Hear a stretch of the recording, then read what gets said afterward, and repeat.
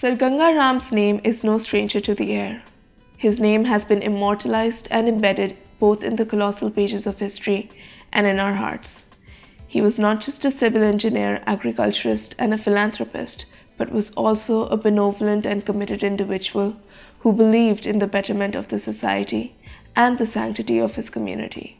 In the history of Lahore, the name of Sir Ganga Ram is very famous. Everybody knows that who was Ganga Ram, the famous philanthropist, the person who devoted whole of his life for the service of humanity. The other aspect of his life which is so fascinating is his philanthropic work, his devotion to uplifting the downtrodden people around him and in this region. Primarily born in a very poor family, I once read about him that he said that when I started my business and I started doing certain things, I made a promise with Bhagwan. And I said, if I earn 1 rupee, I'll give 50% to you. And he said that when I first time earned 1 rupee, it was very difficult to give 50 paisas in the name of Bhagwan. But now I earn 100,000 and it's very easy for me to give 50,000 for Bhagwan.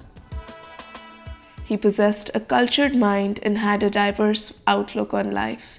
He was a man for all seasons. Sir Ganga Ram was born at Mangatwala in 1851 on April 13th. He was the son of Daulat Ram, an assistant sub-inspector of police who was an honest and hard-working man. And it is these qualities which build the inherent threads of Ganga Ram's personality. Daulat Ram was forced to migrate from Mangatwala to Amritsar when Ganga Ram was very young. When Ganga Ram started his schooling at the age of 4, it was evident that he was not just an ordinary child. Right from the beginning, his proficiency in mathematics was astounding and his skills to learn different languages were commendable. He was a diligent student who soon mastered the Persian language and the art of calligraphy at school. After some time, he transferred from his private school, which was near the Golden Temple, to another school. Impervious to his changed environment, he maintained his studious record. He even managed to cover 2 grades in a single year, which made him ahead of his class fellows. At school, his witty demeanor, sharp intellect, and particularly his accuracy of figure work earned him the name of Chalaki, Mr. Intelligence. But in spite of all his brilliance, when it was time for Ganga Ram to appear for his final matriculation examination, he failed. This situation, however, did not ruffle him, and he continued to strive and worked even harder the following year. His hard work paid off and he cleared his examinations with distinctions. Moreover, he was awarded with a merit scholarship for one of the finest colleges of today, Government College. It was at Sutar Mandi and Government College where Ganga Ram experienced most influential and life-altering experiences of his life. Around the area of Sutar Mandi was a big deep well with an opening which neither had a protective railing nor was confined by a slightly elevated boundary wall. Ganga Ram, while strolling around Sutar Mandi, one day accidentally fell into the well. Miraculously, his landlord's servant Kalu heard his cries for help and rescued him. Ganga Ram's journey towards success was unimpeded. He passed his intermediate examination from Government College with flying colors, securing a scholarship of 50 rupees a month, a princely sum in view of economic conditions of that time. He soon joined Thompson College of Civil Engineering, Roorkee, which was an unparalleled institution of Asia at that time. He graduated from his college, securing the 3rd position in his class.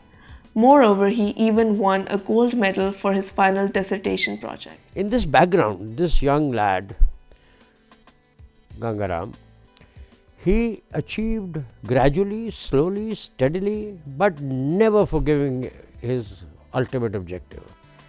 And he got into government college. From government college, at that time there was a very prestigious institution called the Roorkee Thomason College of Engineering.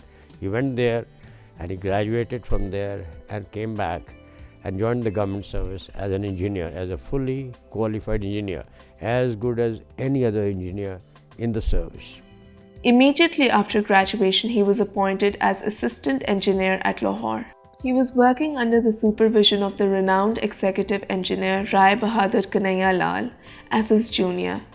Ganga Ram's passion, dedication, and hard work paved his way for success, and he achieved all of this even before he turned 22.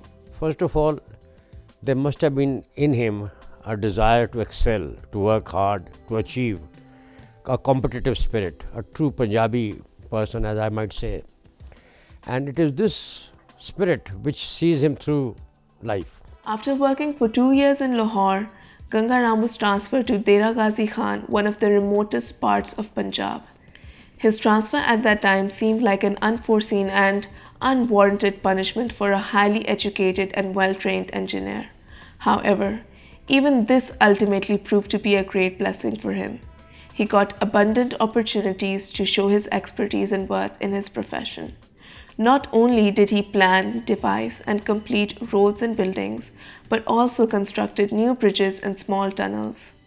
Ganga Ram's outstanding performance in the face of difficulties, his ingenious approach, and his unparalleled rationality won him great recognition and respect amongst his peers. His work even impressed Sir Robert Sandeman, who was the Deputy Commissioner of that time. He chose Ganga Ram amongst many other engineers to work in Lahore in connection with the impending visit of the Prince of Wales. Within 2 years, he was singled out to remain on special duty for the Imperial Assemblage at Delhi, in which he had to carefully make arrangements for about 68,000 people, a challenge he triumphed in.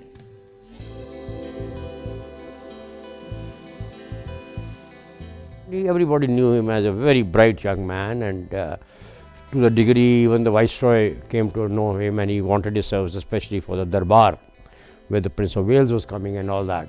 So he was everywhere wanted. Following this glorious challenge, he was given a specialized job to construct the Amritsar Pathankot section of the North Western Railway. This proved to be a great milestone in Ganga Ram's flourishing voyage towards becoming a celebrated and respected engineer amongst the masses. After another 2 years, he was nominated by the Viceroy to attain advanced education in engineering from England. He studied at Bradford College for 2 years and specialized in the criteria pertaining to sewage and waterworks construction. Upon his return, he was once again posted in Lahore. As an assistant engineer of the city, Ganga Ram contributed the following to Lahore: Lahore Museum,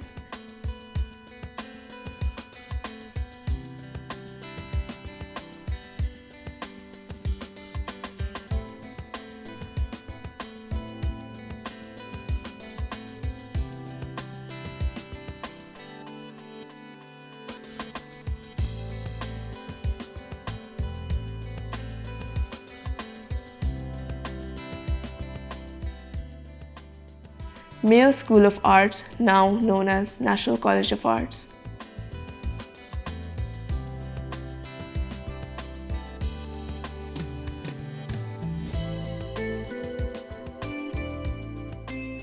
Punjab Public Library,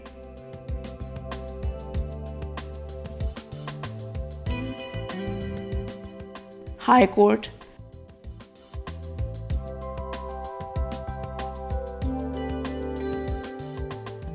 Lahore Cathedral,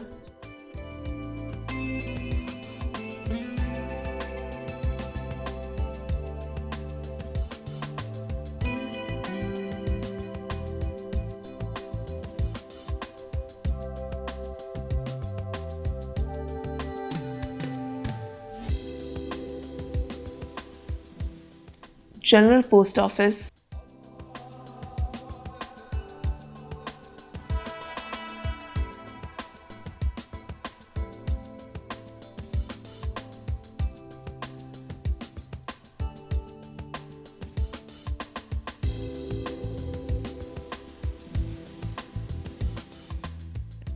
Water Supply Works and Sewage System,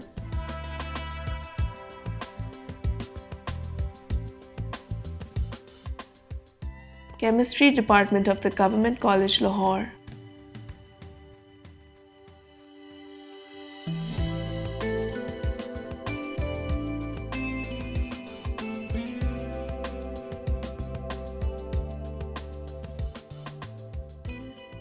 and later he also designed and developed Model Town Lahore.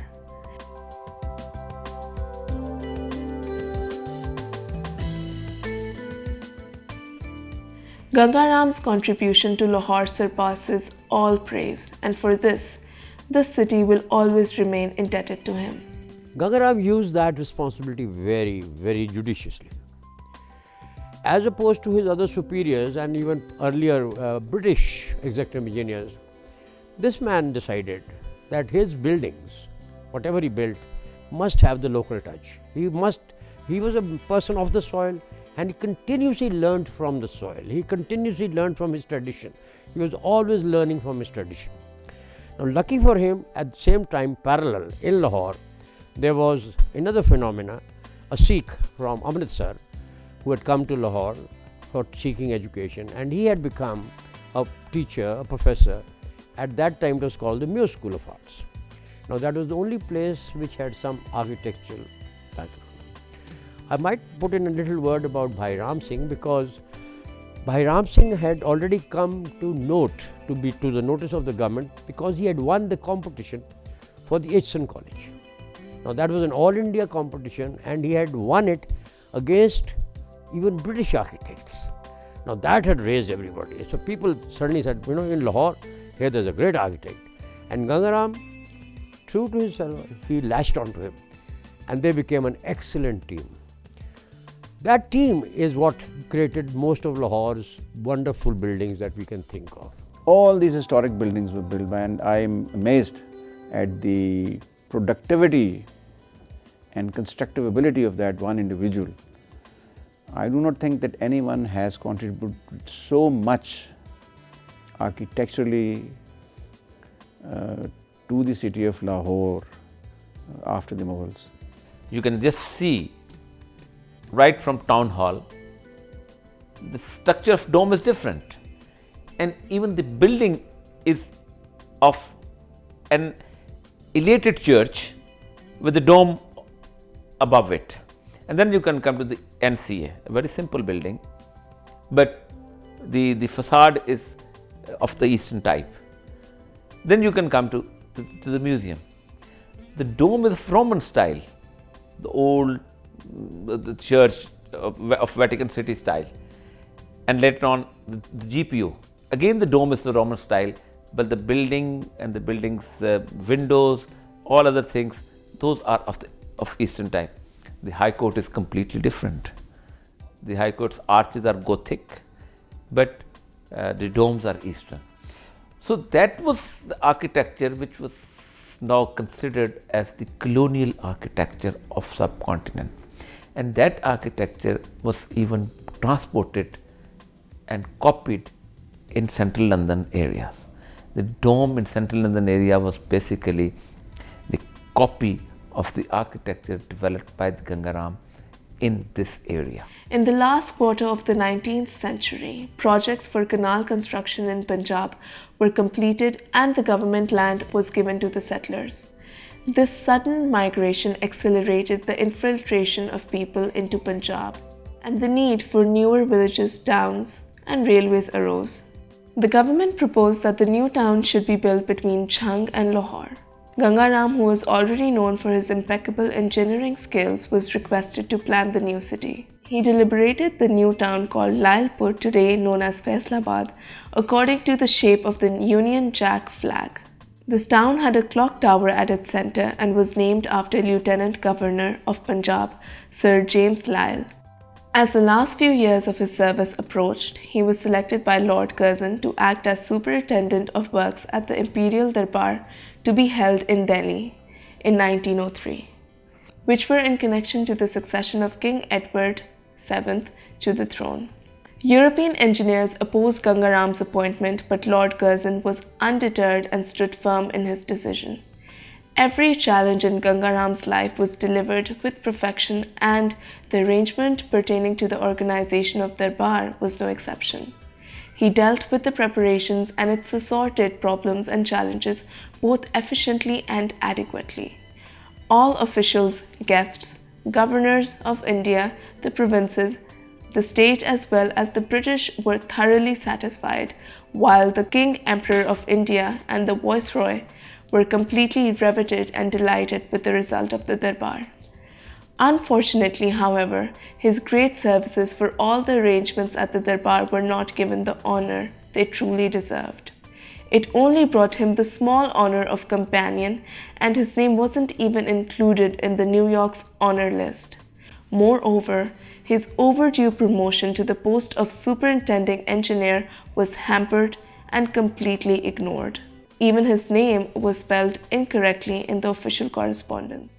The indifference shown by the European high officials was evident, which led to Ganga Ram's decision of taking a premature retirement after 30 years of service in 1903.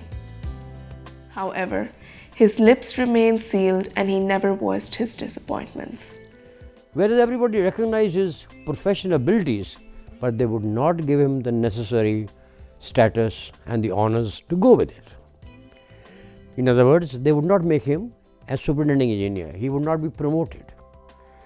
At one hand, all the Britishers accepted that he was a unique, very highly qualified and a very able, very creative engineer. But in terms of recognition, in terms of in the bureaucratic structure, they said no, you can't go beyond executive engineer. And they found different ways of saying. Obviously, they would not say because you are black, but they would say no, this and not that, or whatever. The ultimate, Ganga Ram got fed up. He said, if you cannot give me my proper recognition, I don't work anymore. When Ganga Ram sought premature retirement, he was granted 20 squares of land, with which later his career as an agriculturist began. In the meantime, the Patiala government hired his services and appointed him as a superintending engineer. Ganga Ram's magic completely transformed the face of Patiala. Under his supervision for 7 years, engineering projects were executed which cost over 1 crore. The Maharaja of Patiala appointed Ganga Ram as the special advisor to the Indian chief's camp at the Imperial Darbar. Ganga Ram deliberated his duties both successfully and meticulously and was awarded an MVO by the government. The creation of the Banaras Hindu University, which he constructed with reinforced bricks, was considered another landmark in the long list of his accomplishments. As a steadfast and creative engineer, he also fabricated pipe boring for wells, slide rule, and bricks for wells. But truly, he was an agriculturist at heart. He even said, "You talk of culture. I know of only one culture, and that is agriculture." The sum of Ganga Ram's greatest achievements is Gangapur, Lalpur, and Rinala Khurd agricultural projects. Gangapur village was built on the 20 squares of barren land given to Ganga Ram at the time of his retirement. This land was near the Rachna Doab at a higher altitude than the canal, which hampered the irrigation of this land. Ganga Ram, being a true pioneer of innovation, solved this problem and decided to irrigate the land through lift irrigation. As soon as the British saw that the water was being lifted and he was irrigating, they realized that maybe we can extend him. He said, okay, this is your property, but we lease you more. This is the revenue you pay here, but in this case you pay more. He said, okay. So he got more land because somehow he was lifting up a substantial amount of water. So it was good to use the whole water.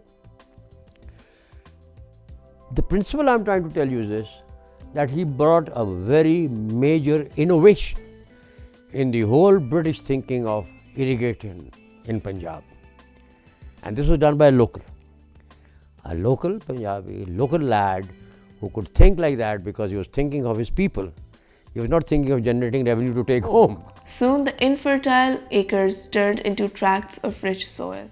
Additionally, he raised a village in this area, which proved to be a real model of fertility and vitality. This village had 2 closed tanks for clean drinking water, a school, a post office, and a dispensary. His village gave birth to a wide variety of fruits, vegetables, and most importantly, life to the barren lives of people. This desire to serve the people is very, very evident in the way that he planned for that. Because what did he do with the 1,000 acres, and which was increased to 5,000 acres later? He built a village in a very model manner. It was not a village was composed of kammis and this and that. No, he gave them very good status. Gangapur is a treat to go and watch, even though although by now the things have gone. But he built the infrastructure, the waterworks, the drainage, the Dhobi Ghat, this and that, places of worship, Hindu, Muslim, all put together, jo bhi hai. So the whole thing was that he was working for the people. That was his main thing. He was not out to just make money. But because he realized that as the people became happier, and they realized they'll work more, and the more they work, the better he is. You see, it was an approach of developing people and giving them a better lifestyle rather than to extract money out of them. Being 2.5 miles away from Bachana, Ganga Ram had no rail or road link connecting the village to the nearest railway station. When he sent an official request to the authorities for the development of rails and roads, it was unfortunately turned down. Ganga Ram's dilemma and his dire need for transportation link led him to devise a small gauge track. The path between Gangapur and Bachana, which was previously almost impossible to pass through, was made accessible by a steel track on which wooden carriages with steel wheels ran. 3 or 4 trams driven by horses were joined together in order to provide a wholesome way of traveling to the people of Gangapur. The horse tram covered the 2.5 mile distance between Bachana and Gangapur in just 15 minutes. This service ran from 1903 till 1993 and has recently been revived after 17 years. Moreover, he purchased barren lands in Lalpur which stretched for thousands of acres on lease. He then utilized his immaculate engineering skills and modern irrigation methods to turn that arid land into fertile fields. And at that time, the governor of Punjab was so proud that he invited the Viceroy to come and see this great creation by a native Indian, the Gangapur. So the Viceroy came, they all, and the reports are full of praise for him. But I think it also, this is my reading of history, it also created a suspicion. They promptly raised his revenue. He says he's making so much money, he's not paying the government enough. So they raised revenue. He said, okay, I still want more land, I don't mind that. They raised it further. They raised it to a level that no new initiative could start. He also constructed a hydroelectric station on the canal near Rinala Khurd and effectively completed his scheme within the specified time. Sir Ganga Ram's services were not just limited to engineering and agriculture, but spread its gigantic wings towards education as well. He understood the crucial need for a stable educational system in the subcontinent. Therefore, he contributed in the establishment of the Lady McLagan School for Girls, one section of which was reserved for students of all communities. In 1951, converted to Lahore College for Women, which was housed on Hall Road, and it was shifted here. Even then, this historical building has a landmark on the history of Lahore College. So then we realized that we should work on that and see how actually Sir Ganga Ram was working.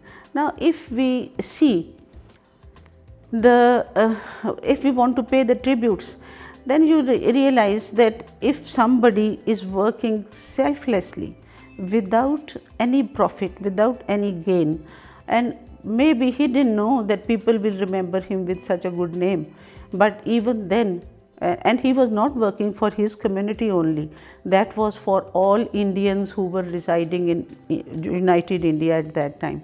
So I think that's how nations are built. He made a generous donation of several lakh rupees for the construction of Punjab's first college of commerce called Haley College. He also made a handsome donation to DAV College, which has now been converted into the Islamia College Civil Lines of Lahore. But the epitome of Sir Ganga Ram's generosity and benign nature is the Ganga Ram Free Hospital. Not only is it the most charitable act performed by him, but it is also one of those rare institutions which instill a feeling of hope and security amongst the people in his nation. In 1923, the hospital was taken over by Ganga Ram Trust Society, and today it ranks second only to Mayo Hospital in its services to the people of Lahore. Ganga Ram Hospital has got all the disciplines, all the clinical disciplines. You name and I will say we have. The Ganga Ram has got the unique feature for having the thalassemia department. It is the biggest center in the province which is looking after the thalassemia patients. It's the total free, right from the disposable syringe up to the advanced antibiotic, whatever is need of the patient, that is being provided by the government, being provided by the Ganga Ram Hospital. In 1927, Sir Ganga Ram travelled to London with his son Sevak Ram in order to receive an honour for his unaccountable services to people. He was 73 at this time and was made a member of the Royal Commission for Agriculture. Unfortunately, his ailing health and the continuous strain of his work for the Commission took toll on his life. On 10th of July, while he was residing in London, he suffered from a severe heart attack and departed from this world. His son brought his ashes back to India, where the main portion was scattered in the waters of the Ganga. The remaining ashes were then brought to Lahore and buried here within the rich soil and amidst the green land, which was both cherished and made to flourish by the man who was undoubtedly for all seasons. The objectives and agenda of Sir Ganga Ram Heritage Foundation is to promote Sir Ganga Ram's contributions towards humanity as such and towards the downtrodden people of this region in particular. Our objective of the foundation is to highlight these services, and in this regard we have various objectives and various activities in order to generate a kind of a dialogue between the oppressed communities of South Asia in particular. For example, we are concerned about the conditions of the Dalits in India. We are also concerned about the welfare of the minorities in Pakistan, and we would like to talk to each other, and we would like to have more information regarding the affairs and matters of these communities. We celebrated we established a camp at the birthplace of Sir Ganga Ram, Ganga Nagar, in which doctors from Sir Ganga Ram they looked after the patients of that village. This was in fact to pay a tribute to the great personality of Sir Ganga Ram and to show to the world that Sir Ganga Ram's contribution for the humanity as such, and which was a well-attended camp, and we are very happy that people responded to that, and that way they were introduced to the personality of Sir Ganga Ram. The message of Sir Ganga Ram Heritage Foundation is that let's get together and try to understand the problems of various communities which are downtrodden, which are deprived of their rights, like Sir Ganga Ram did. He served the humanity regardless of religion, regardless of caste, regardless of language. He served everybody around him. So that is the message we would like to promote to the world in general and for the region in particular. Come on, let's get together and serve humanity. We would also like to promote Sir Ganga Ram's message of self-help, that instead of looking at the government institutions, instead of looking at the state for all our problems, for all our ills, we should stand up and try to solve our problems ourselves, like Sir Ganga Ram did. So we would also like to say to the people that come on, let's get together as a community and let's try to solve our problems, which we can. And I think that will be the best solution for our problems.